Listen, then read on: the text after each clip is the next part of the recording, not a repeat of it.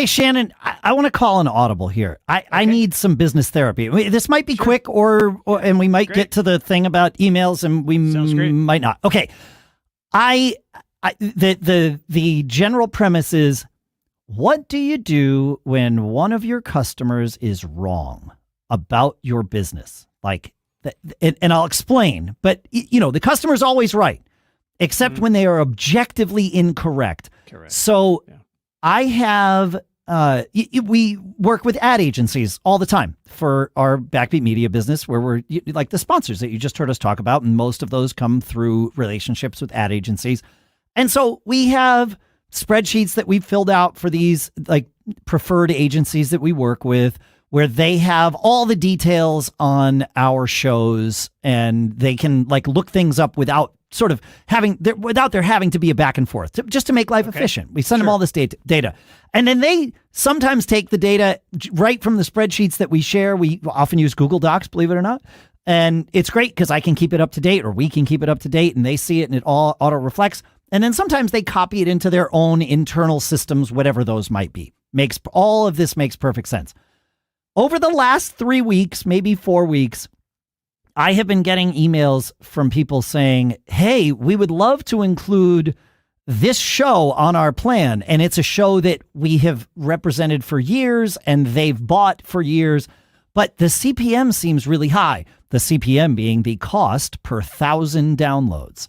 Okay. And all of that is totally fine and totally normal. Where the problem comes in is they have their calculation in their spreadsheet is wrong. And it's not just for one show. It's for all of our shows.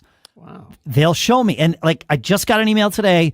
They're saying, oh, there's this $92 CPM, which is pretty high for podcasts. This particular show actually sells in that range because it's a business show and that's how that works.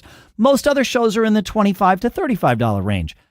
And that's true of the one that they were talking about. And they're like, we'd love to buy this one show, but it's a $92 CPM. That's way too high. Can you bring it down? And I look, and it's $550 for 18,000 downloads. That's a $30.56 CPM, not a $92 CPM. And this has been happening with clearly a lot of our shows. And every time I tell them, hey, I think the calculation you have in your spreadsheet might be wrong. Same age, same client. Same. It's only one agency with which this is happening. And so like every time I'm able to deliver them good news. They're like, could we get it down to in this case, they asked, could we get it down to 30? And it's like, yes, it's all, but it's important. Every time I have pointed out that, look, it's already at 30 because I know for every one email that I get asking if we can bring a CPM down, there's 5 campaigns that are being passed by because they're like, oh, there's no way we can get this CPM down. So my first question is, have you asked them where they're pulling the data from? I have. Yeah, they're like, oh, it's our internal system. We need to look at it. But they haven't looked at it. And things are crazy this time of year. That there's lots going on and no one has time to go and like clean up the internal stuff. But it's a big problem. Yeah, and I think it's a bigger problem for me than it is for them. Yeah, it is. I think that's number one, the way to look at it. It's not their problem. No, problem. It's my problem. So how do you educate them or help them? Can you offer to help fix their system? I think this is why I wanted to do business therapy. Can you go in and say, hey, look, I get these, we maybe you can anonymize some of the other agencies you work with and say, look, these folks are using our data, or I don't even have to anonymize. The industry's small enough that everybody knows everybody. It's totally fine. So you can say, look, we're selling these to these agencies here. This is the numbers that we're working with. It's very straightforward and common. I think your data is the outlier, and I'd love to work with you because we value your relationship. Absolutely. And we work together to come up with, I know things how can I help? Yeah, right? How can I help? That's it. My favorite. That's it. How can I help to overcome that, these obstacles that we're hitting every time, because it's, underrepresenting what you're getting for your money. Yeah. And we're all about adding value and offering value. how do we figure this out together? You got to get on the same side of the table with them. Yes. That's because in the beginning you're saying, well, not saying that, but hey, the customer's wrong. You're wrong. You're wrong. You're wrong. Yeah. But and I thought that just mention this is like the seventh or eighth time that it's happened. I thought the first couple of times, like when it first happened, it was like, well, there's mistakes. Like, that's fine. I'm like, let me correct these for you. It's all good. And they were like, oh, thank you. But I don't think they realize they have a systemic problem. I realize they have a systemic problem, but I don't think they do. And that's how I need to tell them that in a productive way. And I guess then my next question is, who do you talk to? Is it the sale? I don't know who interacts with you. The buyer. There's a team of buyers, and then there's a person who manages the relationship. Do you know anybody else further up the chain? Oh yeah, back. That is probably the person you maybe. Hey, I'm here hitting these. Because it's not just one buyer, right?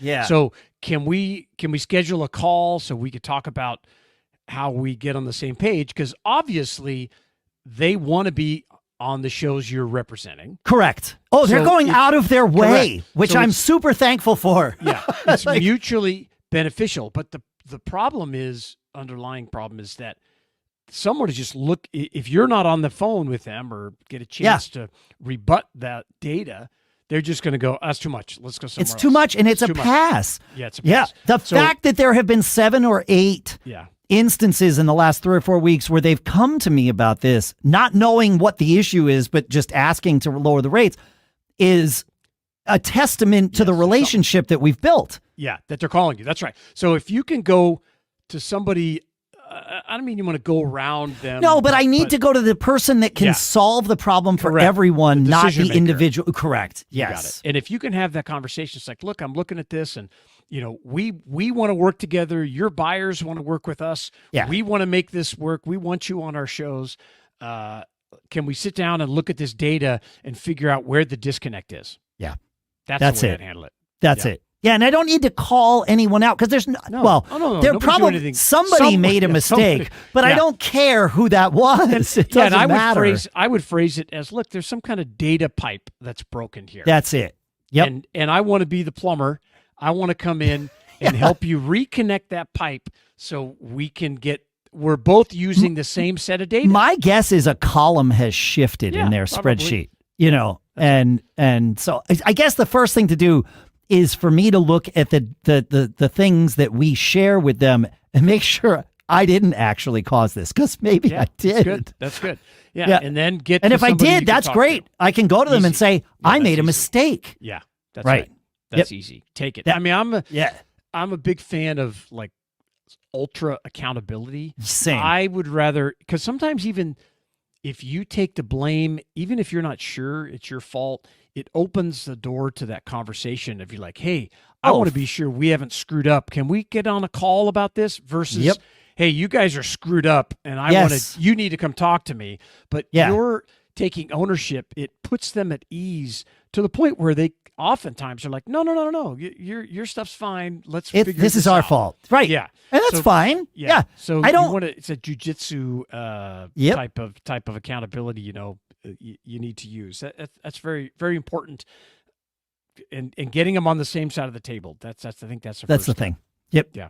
Yep. And I have them on the same side of the table. Like this, cool. but this isn't a problem that's going to fix itself, which is what I initially thought. I thought they'll realize these numbers don't make any sense. Well, I'm someone who, when I look at numbers, I see calculations fairly readily. I don't want to say I'm some savant or anything, but I calculate numbers in my head all the time. Not everyone does. Yeah, if I look at $550 times or divided by 18, I know that that's not 92. Yeah, I know that's closer to 30. Yeah. Not everybody sees that, and so it's not a glaring error to many folks. Certainly not these folks. Yeah. Yeah. So I would use those techniques, but the last thing I would tell you is implement this business therapy, these action items that we've talked about, and come back and tell us how it went.